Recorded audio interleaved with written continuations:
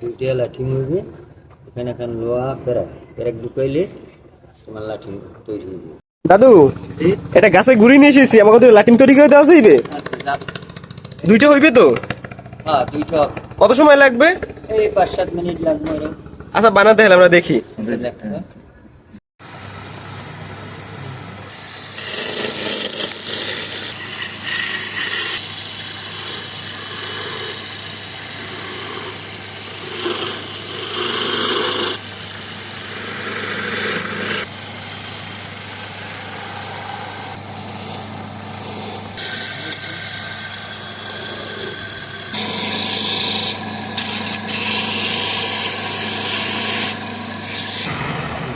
দুইটা লাঠি মুড়বে, এখানে এখন লোহা পেরাক পেরাক ঢুকাইলে তোমার লাঠি তৈরি হয়ে যাবে। মাঝখান থেকে কাটতে হবে এটা? এটা মাঝখান থেকে কাটতে হবে। তো চলুন কাটি আমরা।